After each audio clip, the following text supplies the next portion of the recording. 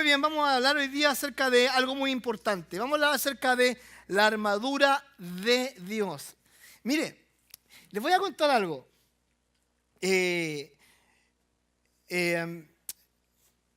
Mientras estudiaba esto, me fui entusiasmando, como le dije anteriormente, porque realmente es muy lindo el material de este. Y yo tengo dos tipos de notas. Las notas que tiene allá el PowerPoint, las notas que tengo acá, ¿ya? Y ahora sin querer queriendo subir una tercera tipo de notas porque la verdad es mucho material. Vamos a intentar hacerlo todo, o sea, esta es la primera parte. La segunda parte de la próxima semana. Pero vamos a intentar hacerlo todo esto hoy día, ¿ya? ¿Por qué? Porque es algo muy hermoso, es algo que nos va a maravillar, vamos a quedar muy contentos, vamos a quedar muy animados, porque ¿qué significa tener la armadura de Dios? Y vamos a,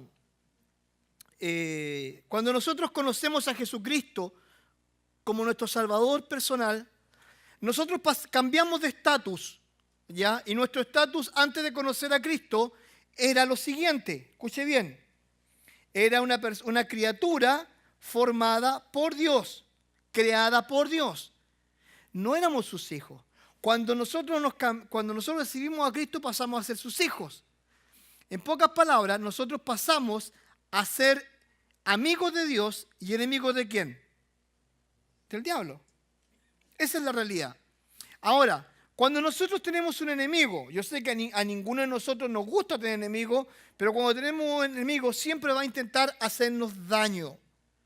Ahora, ¿qué significa esto? Significa que nosotros debemos prepararnos para defendernos. La Biblia tiene un mandato que es vestirnos de acuerdo a lo que la Biblia dice. Y dice Efesios capítulo 6, versículo 13 al 15, dice lo siguiente, dice, por tanto, tomad toda la armadura de Dios para que podáis resistir en el día malo, y habiendo acabado todo, estar firmes. Estad pues firmes, ceñidos vuestros lomos con la verdad y vestidos con la coraza de justicia, y calzados los pies con el apresto del evangelio de la paz. Interesante la primera frase, dice, por tanto. Cuando en la Biblia aparece la palabra por tanto, significa que es una conclusión a un tema que se dijo anteriormente.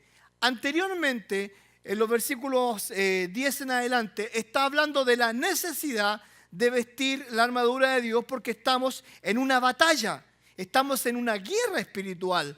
Ya no es una guerra contra sangre ni carne, contra un enemigo visible, sino que es una guerra contra huestes celestiales. Por eso dice la palabra por tanto, es una orden de tomar toda la armadura de Dios. Ahora, ¿qué significa toda la armadura de Dios? Nótese un detalle.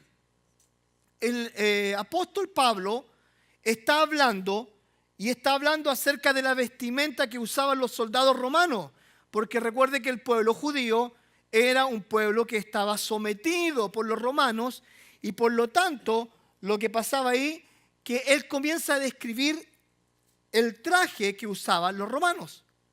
Ahora, ahí comienza una descripción del apóstol Pablo de lo que significa la armadura de Dios. Número 1, el principio de la buena defensa. Una buena defensa es ponerse la armadura de Dios que Él nos ha dado.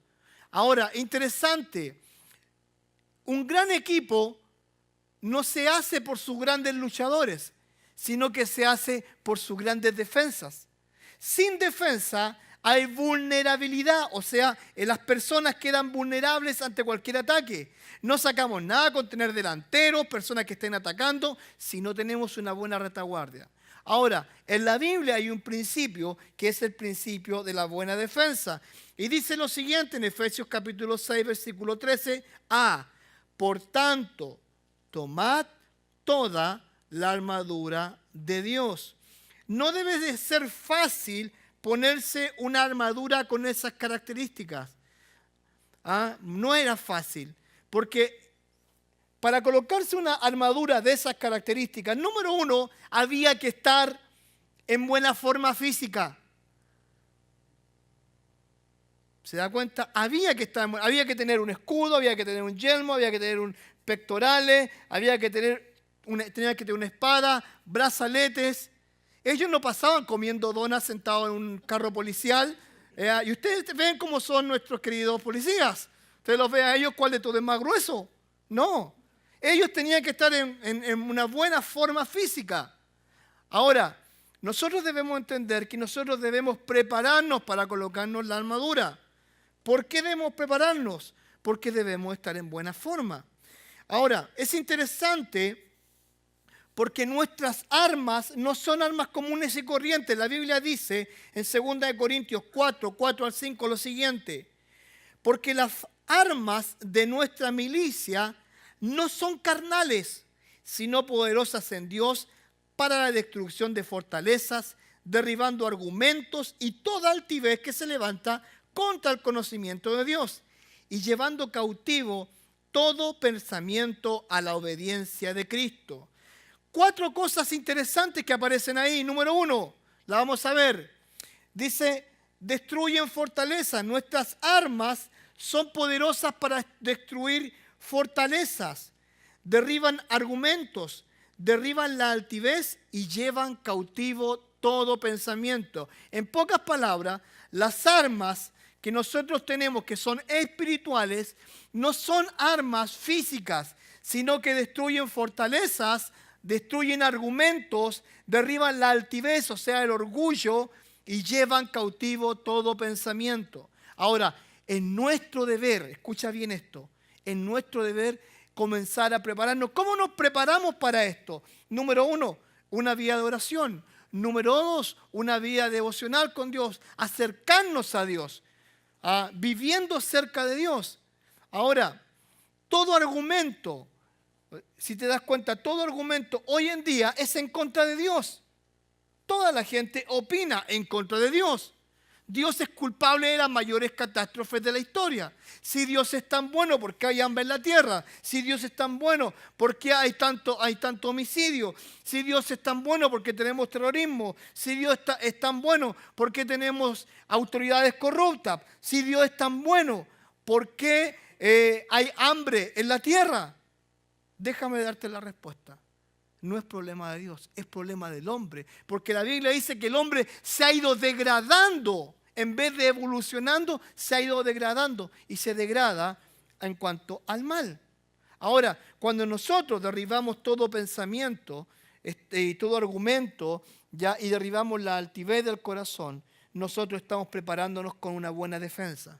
Ahora, es interesante también, en Romanos 13, 13 al 4, dice lo siguiente: andemos como de día, honestamente, no en glotonerías, no en lujurias y lascivias, no en contiendas y envidias, sino vestidos del Señor Jesucristo y no proveáis para los deseos de la carne. Andemos como de día. Interesante, ¿cuándo los ladrones atacan generalmente? ¿De día o de noche?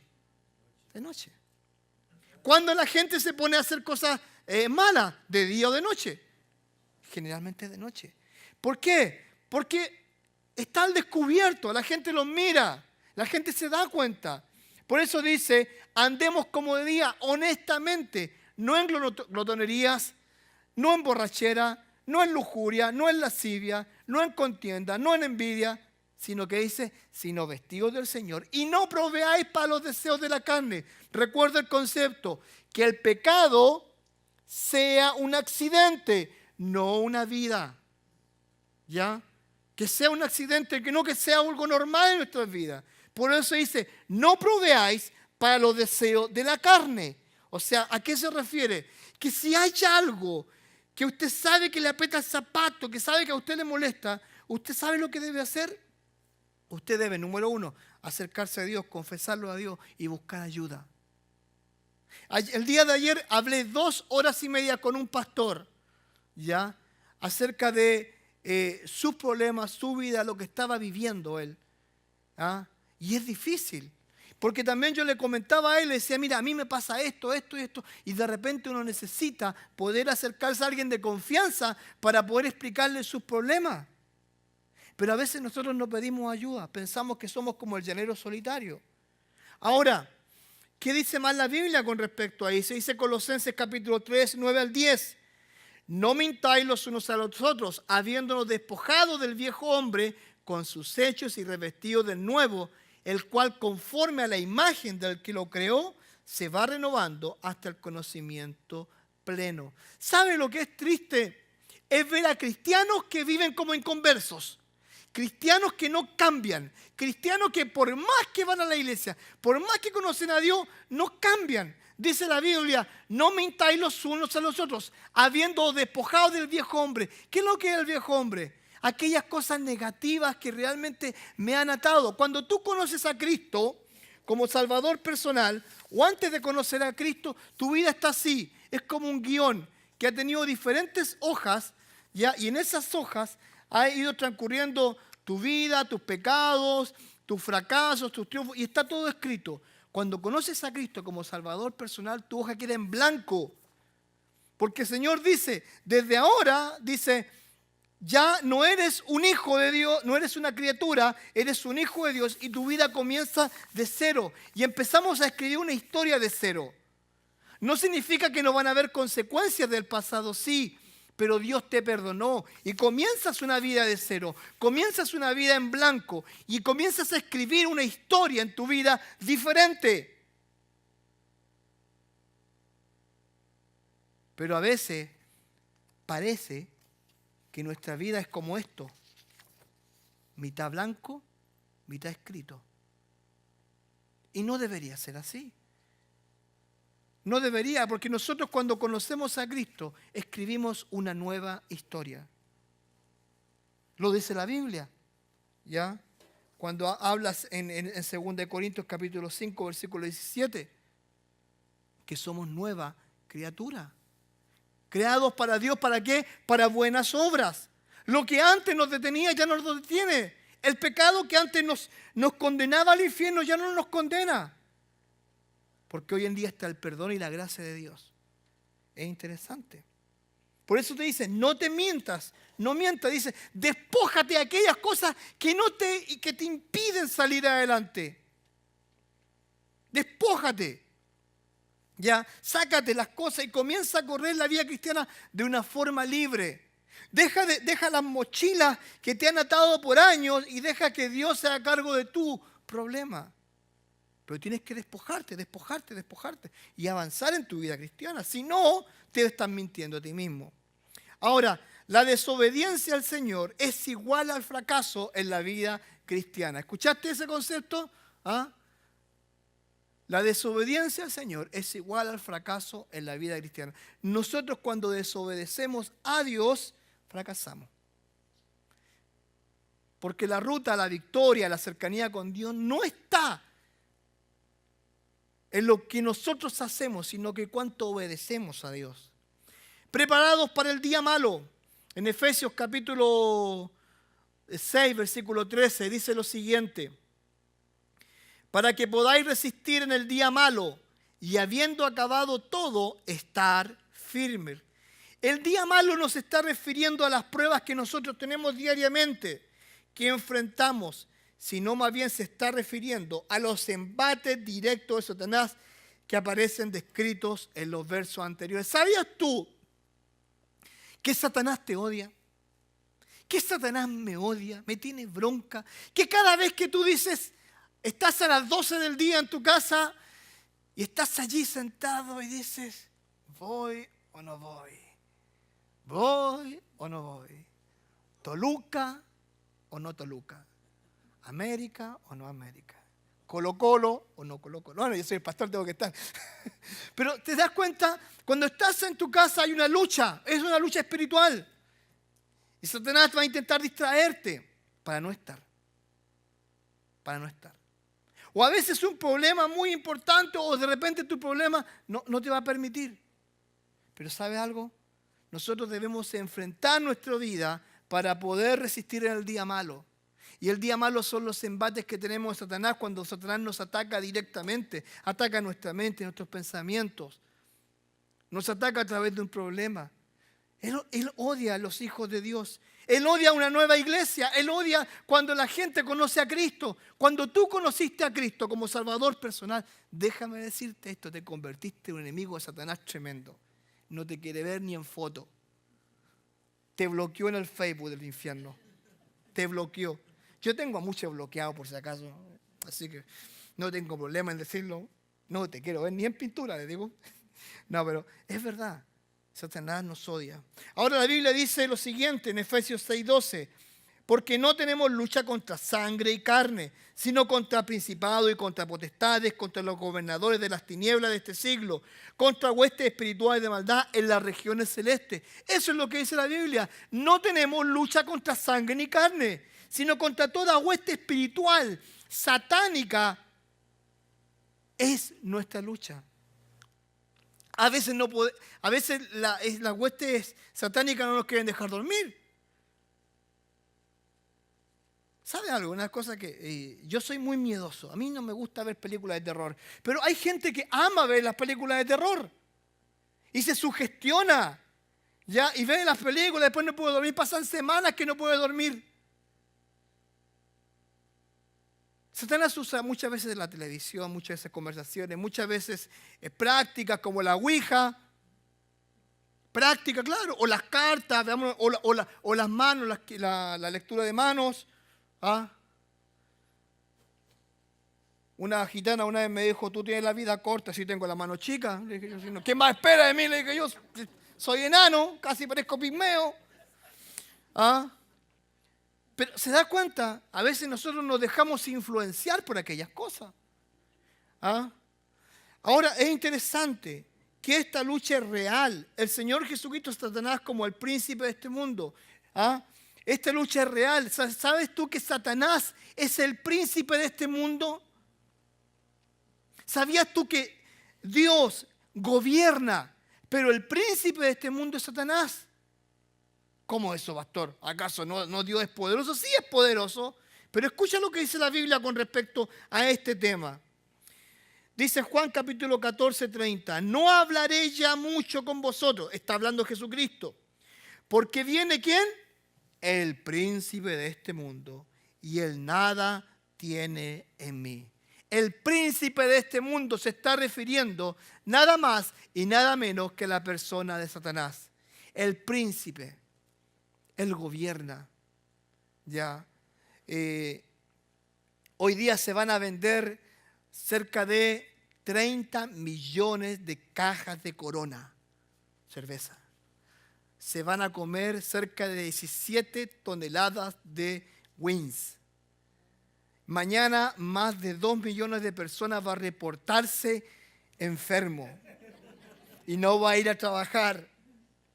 Ahora, ¿por qué le comento esto? Porque ¿quién gobierna todo esto es Satanás. Quien mueve los títeres de esta vida es Satanás. Y está feliz donde no se toma la persona de Dios. ¿Quién va a pensar en Dios en una actividad así? ¿Quién va a pensar en Él? Ahora la Biblia dice lo siguiente con respecto a mí.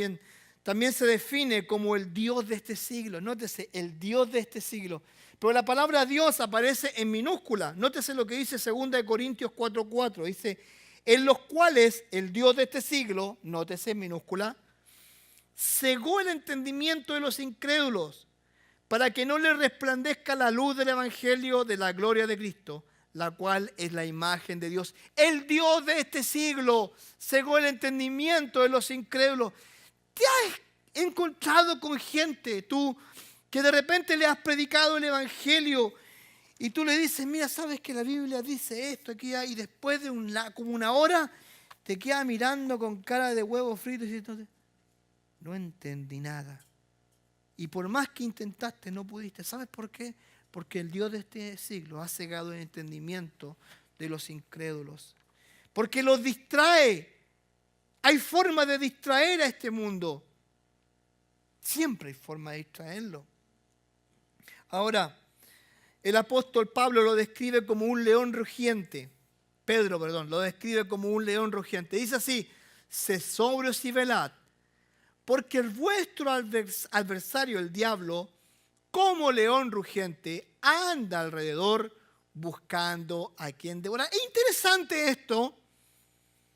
Dice: velad y sed sobrio. En pocas palabras, tengan las antenitas de vivir bien paraditas. Eso está diciendo. Dice: porque vuestro adversario, el diablo, ¿qué dice? ¿Qué frase sigue después? Dice: ¿cómo? ¿Cómo león rugiente? La pregunta es, ¿dice es león rugiente o dice cómo? ¿el león? No es león, pero dice que es como un león. En pocas palabras, se disfraza para poder parecer un león, para parecer que es alguien fuerte, pero es como un león, no es un león rugiente. ¿Sabes por qué? Porque el único león que hay, ¿sabes cómo se llama? El león de Judá. ¿Y quién es? Cristo. ¿Sabes tú que Satanás siempre va a querer imitar el poder de Dios? Esa es nueva, ¿eh? Recién la saqué. ¡Wow! Esa es nueva, quedó grabada, ¿cierto? No quedó grabada, ok. Pero es verdad, como un león rugiente. Pero no es un león. El único león que nosotros tenemos está del lado nuestro, el león de Judá. ¿Por qué? Porque los creyentes estamos del lado de la victoria, no del lado del perdedor. Pero aún así dice: sean sobrios y velad, no se dejen llevar de repente plata fácil. Plata fácil. Una amiga, amigo, compadre, comadre. De repente, estoy aburrido, vamos allá a tomarnos una coronita para apoyar a los mexicanos. Una corona. No nos dejemos llegar, estemos con las antenitas de vivir bien paraditas, porque eso es lo que quiere el Señor de nosotros. Segunda de Corintios 11, 14 y 15 dice lo siguiente: y no es maravilla, porque el mismo Satanás, que dice, se disfraza como ángel de luz. Así que no es extraño si también sus ministros se disfrazan como ministros de justicia, cuyo fin será conforme a sus obras. ¿Sabe usted que Satanás es el rey del disfraz? Engañó a Eva con una serpiente y le dijo: mira, Eva, yo siempre me imagino a la serpiente. ¿Ubican ustedes el comercial de Geico? Esa como lagartija que habla. Yo siempre me imagino a la serpiente como una cosa así, como un Geico, que le convence, le dice, mira, y se desaparece, ¿viste? Mira, Eva, ¿sabes tú que si tú comieres de ese árbol, te va a llegar sabiduría del cielo? Y Satanás siempre se disfraza. Dice, se disfraza como ángel de luz. ¿Sabe usted que Satanás se puede disfrazar de un santo si quisiera? Se puede aparecer acá de repente. Miren, con respecto al espiritismo, ¿usted alguna vez ha llamado a algún espíritu? No me diga que sí, porque ya sería lo último. Ya no. Pero ya, es común los espiritistas que de repente se reúnen y quieren que aparezca el espíritu de ¿quién? De la mamá que está muerta. Y aparece y se toman de las manos, ¿viste? Esto lo he visto en películas, por si acaso. Se toman de las manos y me lo han contado, ¿verdad? Y empiezan: estás aquí, María. María, estás aquí. Si estás aquí, María, golpea. Y aparece: María, cuéntanos algún secreto de tu vida que queramos que revelar. La pensión, dénsela al brujo. Y le dan la plata al brujo, ¿ya? Pero ¿me entiende? Satanás usa esas cosas. De repente la brujería, se vende las cartas, de repente, qué sé yo, las adivinanzas, cosas. Satanás lo usa porque es capaz de convertirse en ángel de luz. Puede aparecer lo malo como bueno. Cuidado con jugar con Satanás. Cuidado. Yo doy gracias a Dios que soy un cobarde con todas esas cosas. Nunca ni me he acercado, ¿ya? Les cuento una historia. A mi papá le pasó lo siguiente. Un grupo de gitanos se fue a vivir cerca de la casa nuestra, se instalaron ahí los gitanos. Y mi papá tenía una pequeña almacencita, vendía cosas, poquita cosa aquí y por allá. Y llega una gitana y le dice, corta vida, te vaya a morir en 2 meses más. En 2 meses más te vaya a morir. ¿Sabe por qué le dijo eso? Porque le negó regalarle agua. Porque ella quería que le regalaran. Es que cuando iban a buscar agua no iban a buscar una botella, ¿no? Y llevaban un camión y lo que había que llenárselo. Y no te pagaban nada. Mi papá estuvo 2 meses casi muerto. Se creyó el cuento. Yo le decía, papá, no te vayas a morir. No, es que la gitana me dijo que me iba a morir, me iba a morir. Todavía está vivo el viejo, ahí está. No vamos a morir todos y él va a seguir parado. Pero ¿se entiende la idea? A veces nosotros jugamos con eso, pero Satanás usa esas cosas. Ahora, ¿pero cuál es el llamado de nuestro Dios a nuestras vidas? Estar preparado con la armadura de Dios. Y la palabra de Dios usa una frase, que es la palabra resistir. ¿Ya? Y la palabra resistir en su original es antiestemi, poner en contra, poner oposición o poner el pie en contra. ¿Usted sabe lo que es poner el pie en contra? ¿Ah? Esto. Ahí estamos. Ven, acércate, ven. Déjale. Ven para acá. Y ahí estoy. Eso significa. ¿Ah? Más firme que pata de elefante. ¿Ah? Firme como pata de suegra. Así, ahí, firme. ¿Me entiendes? Eso es lo que dice. La Biblia nos manda a resistir. Cuando vengan los embates de Satanás que dice, resista. No se deje llevar. Cuando vengan pensamientos a su mente, a su corazón, y usted esté confundido, ¿sabe qué? Resista. ¿Y cómo voy a resistir? Ore a Dios. Señor, ayúdame. Señor, necesito tu ayuda. Por favor, cuídame. Por favor, bendice a mi familia. Estamos en una situación difícil, Señor. Aquí estoy. No voy a desmayar, no me voy a desanimar. ¿Ah? Porque dice la Biblia, aunque 7 veces caer el justo, 7 veces se levanta. Yo me voy a levantar, aquí estoy. Resista. Esa es la palabra, antiestem, resistir. Ahora, dice la Biblia, 1 de Pedro 5:9, respecto a lo mismo, al león rugiente, al cual resistí firmes en la fe, sabiendo que los mismos padecimientos se van cumpliendo en vuestros hermanos en todo el mundo. ¿Sabe lo que está diciendo con esto? Está diciendo que todos los cristianos pasamos por lo mismo. Por eso está diciendo, sabiendo que los mismos padecimientos se van cumpliendo en nuestros hermanos en todo el mundo. En todo el mundo, los hermanos en Cristo van a tener problemas. No, nunca piense que es único. Nosotros tenemos la malvada costumbre de pensar que somos únicos. Que se nos vino el mundo encima, que se nos cayó. Me cortaron el cable, el internet. Yo no soy nada sin el cable y el internet. ¿Qué va a ser de mi vida, Señor? Porque eso sí que es terrible. Te cortan el internet y ya moriste. De hecho, mi celular se le acabó el data 13 días antes. Estoy sin data. Imagínate la vida que estoy viviendo, angustia. Pero a veces son padecimientos que no tienen mayor valor. ¿Sabe qué? Hay gente en el mundo, cristianos, que están sufriendo más que nosotros. Yo me comparo y digo, Señor, gracias por la bendición de tener una casa, un trabajo, una familia, amigos, una iglesia a la cual voy, asisto, hermanos en Cristo, porque no estoy solo.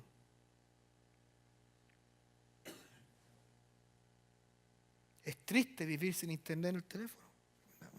Triste. ¿Qué le vamos a hacer? La Biblia dice en Santiago 4:8, someteos pues a Dios, y ¿qué dice? Resistid al diablo. ¿Y qué después dice? Y huirá de vosotros.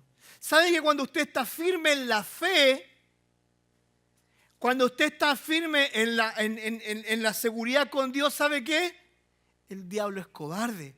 El diablo va a huir de usted. Y no es que usted tenga que estar con una espada como He-Man, una cosa así, o China. No. Dice que si usted está firme, el Señor lo va a ayudar. ¿Y qué dice? Y el diablo va a huir porque él es cobarde. Cuando usted ora a Dios Cuando usted ora a Dios, cuando usted está en problemas, en angustia y ora a Dios, ¿sabe qué? El diablo se va a ir y lo va a dejar de molestar. Porque así es. Cobarde. ¿Cómo resistir al diablo y sus maquinaciones? Ahora vamos a ver cómo. ¿Se acuerda que le dije que me había entusiasmado con el tema? Bueno, estoy largo, un poquito más largo que lo habitual. ¿Sabe por qué? Porque está hermoso, me encantó estudiarlo, me encantó decir, wow, este es para mí. Número 1, dice, vestirse con el cinturón de la verdad. Y ahí tengo un cinturón romano. Es interesante, ¿ya? Este cinturón era de cuero endurecido con partes de metal que protegían la parte de abajo del abdomen del soldado romano, y esta prenda era la primera que se colocaba ya que protegía las partes vulnerables de la persona, ¿ya? Y es interesante, dice el cinturón de la verdad fue nombrado después del cinturón de cuero con un delantal que colgaba y cubría la ingle del soldado y bajo el abdomen. Y se colocaban pequeñas placas de latón en el delantal. O sea, estaba bien protegido, ¿ya?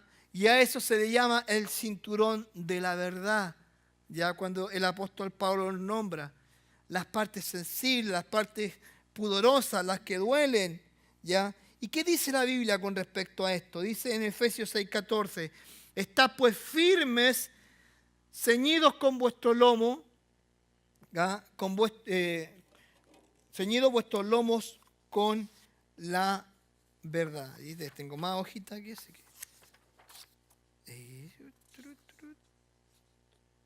Ahí está.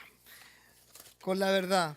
Es interesante esto, lo que dice la Biblia con respecto al cinturón de la verdad. Ahora, la parte histórica, el cinturón tiene un cinturón histórico. Ahí está. Aquí está. El background histórico. Ahí se lo leo yo. Dice, al prepararse para la batalla, el cinturón habría sido el primer equipo de protección puesto por un soldado. Los cinturones se ataron para atar las prendas para que no se interpongan en el camino mientras luchaban, y se pegaba estrechamente al soldado y protegía algunas de las áreas más vulnerables del cuerpo. Ahora lo que tengo, a ver si es la aplicación en cuanto al cinturón, ahí está. Dice, usted puede estar preparado en cada circunstancia, asegurándose de que usted es una persona de verdad. Esto incluye conocer las buenas nuevas de Jesús y explicar por qué crees en Él, y vivir como una persona de integridad, como alguien que es honesto y digno de confianza. Nosotros debemos ser personas que podamos ser personas dignas de confianza. Eso es el llamado. Por eso dice que un cristiano, un hijo de Dios, debe ceñirse este cinturón de la verdad, que sea una persona digna de confianza. ¿Es difícil? No, no es difícil, porque lo mejor, el antídoto de la mentira es decir la verdad. A veces nos cuesta, pero hay que decirla, aunque nos duela, aunque realmente no nos convenga.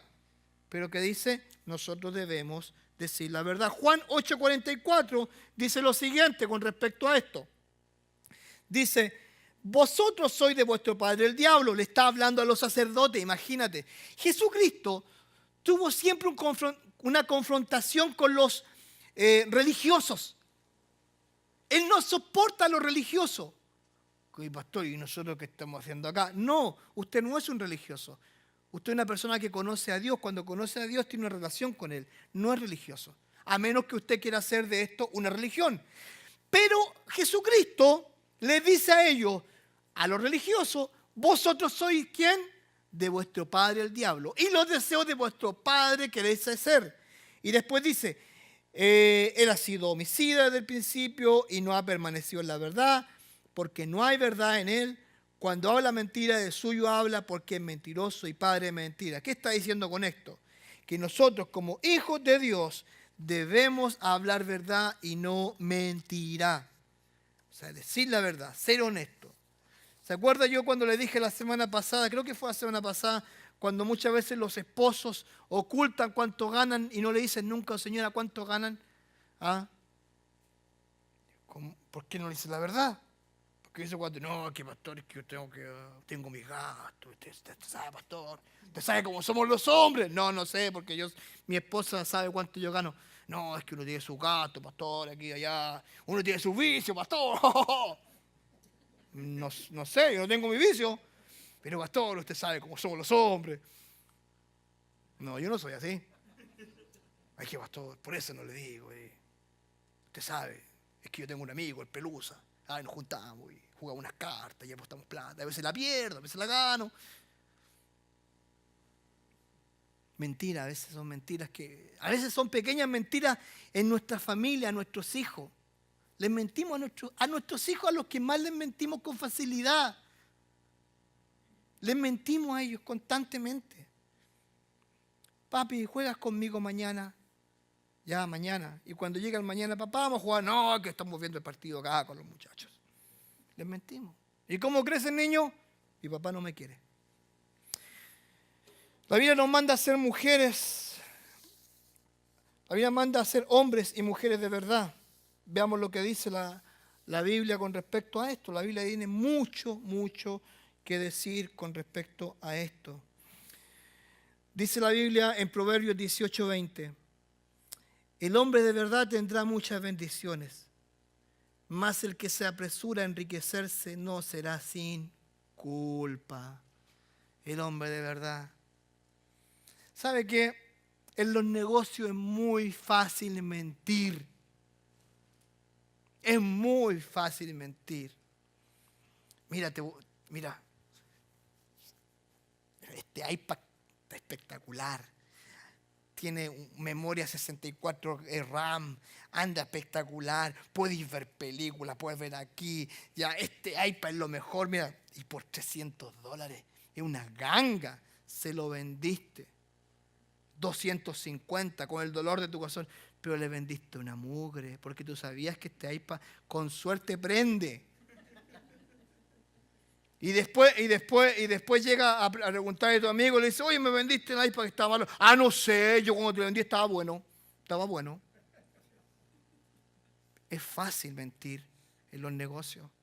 Es fácil mentir muchas veces, enriquecerse con una mentira. Es muy fácil. Proverbios 26, este me encanta. ¿Sabe por qué? Porque se aplica para nosotros los hombres. Dice, muchos hombres proclaman cada uno su propia bondad. Pero la Biblia pregunta, pero hombre de verdad, ¿quién lo hallará? ¿Sabe lo que? Usted conoce los pavos reales, ¿no? ¿Qué es lo que hace un pavo real cuando usted lo ve? Se extiende.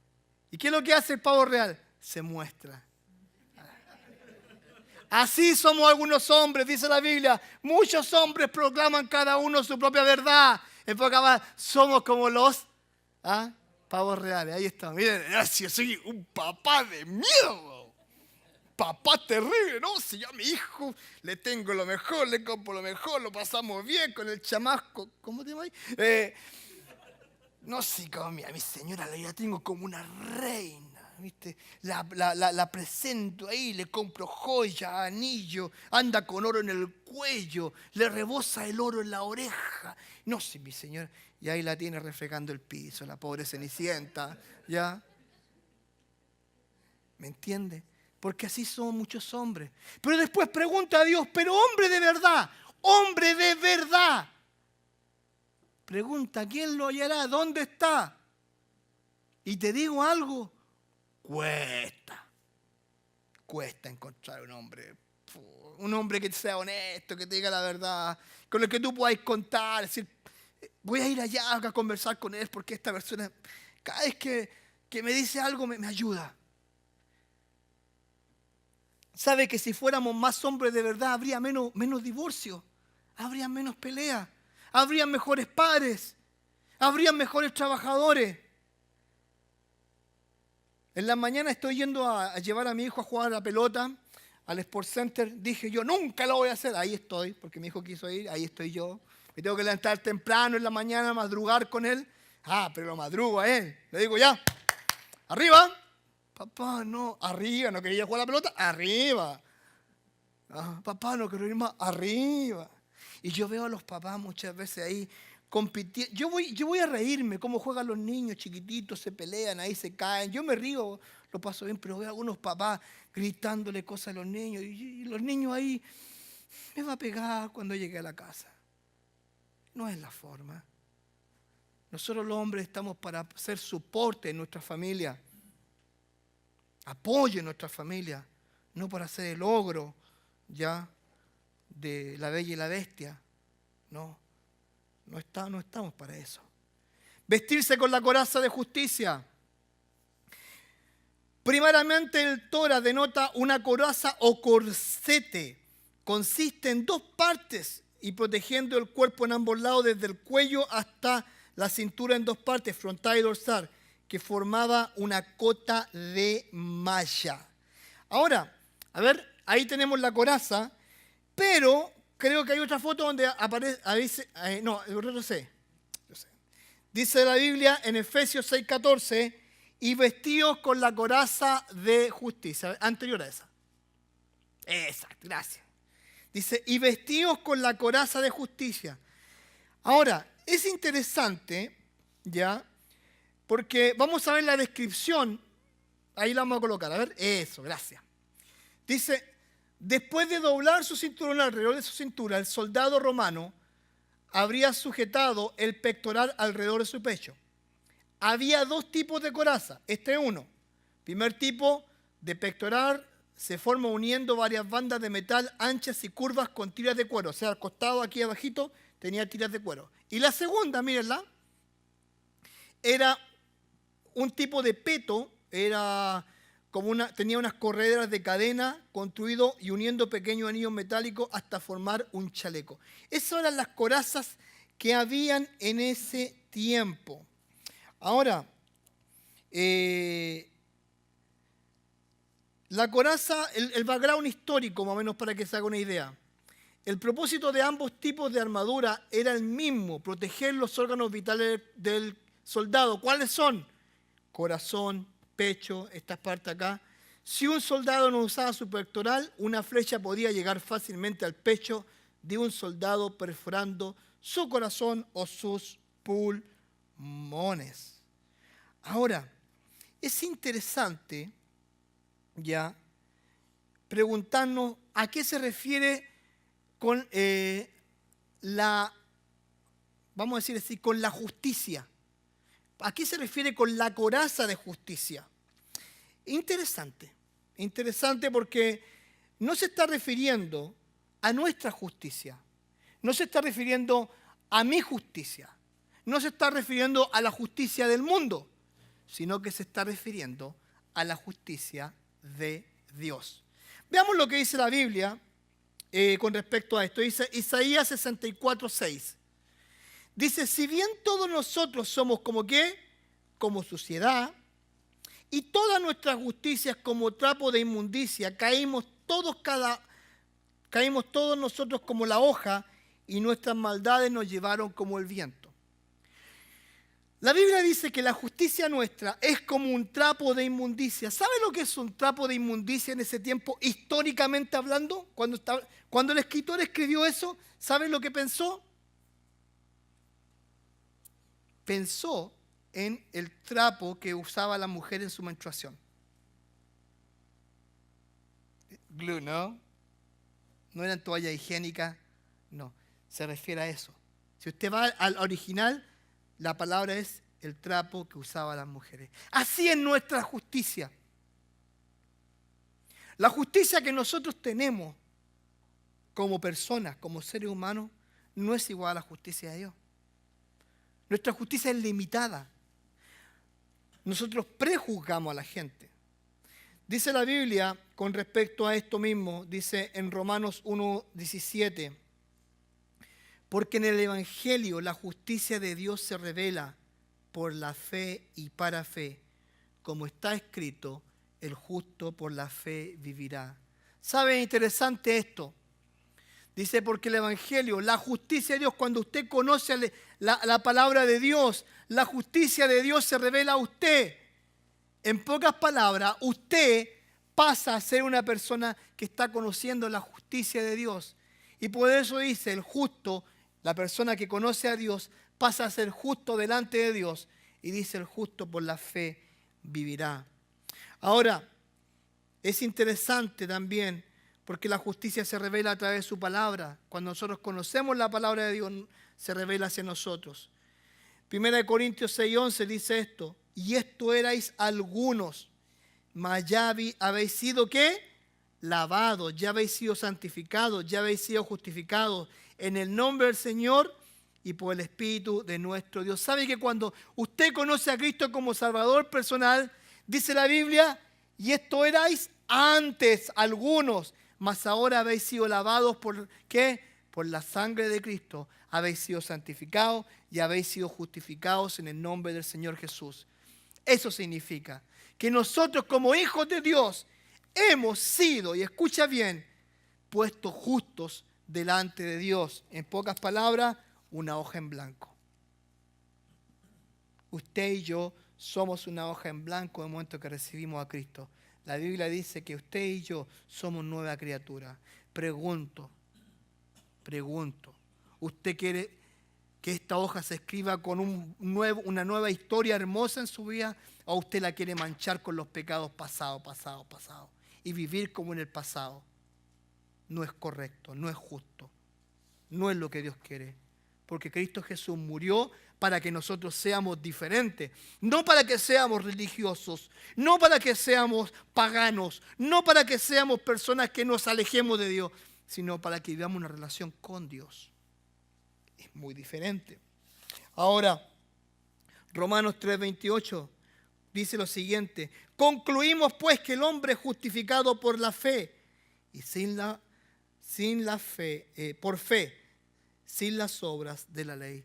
El hombre es justificado por la fe. Cuando yo deposito mi fe en Cristo, yo soy justificado. ¿Se da cuenta que no es mi justicia? La Biblia dice que mi justicia es como un trapo de inmundicia. Es la justicia de Dios la que me hace justo delante de Dios. Esa es la diferencia. No es mi justicia, es Dios actuando en mi vida. Ahora, hay algo que me gusta y que ya terminando ya, que es lo siguiente. Dice esos pies benditos. Esos pies benditos. ¿Sabe algo? Con respecto a los pies, si hay una cosa que Dios más odia, es ver a sus santos que se aprestan para usar sus pies para predicar el Evangelio. Aquellos que van y le comparten a alguien el Evangelio, que ven una necesidad, ven a un vecino y van a la casa: puedo orar por ti. Sé que estás pasando un problema, me puedo acercar a tu persona, puedo conversar contigo. Me gustaría ser de apoyo para ti en este momento. Me gustaría invitarte a la iglesia. Me gustaría leerte un pasaje de la Biblia. Me gustaría compartir contigo algo más. ¿Sabes tú qué interesante eso?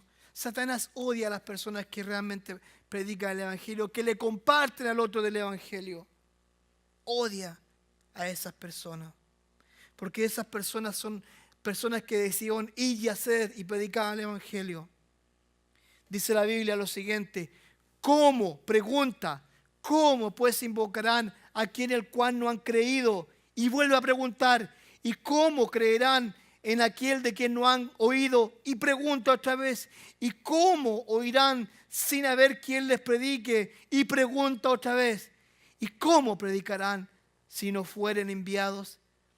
Pero aparece un quinto cómo, sin pregunta, que dice: como está escrito, cuán hermosos son los pies de los que anuncian la paz, de los que anuncian las buenas nuevas.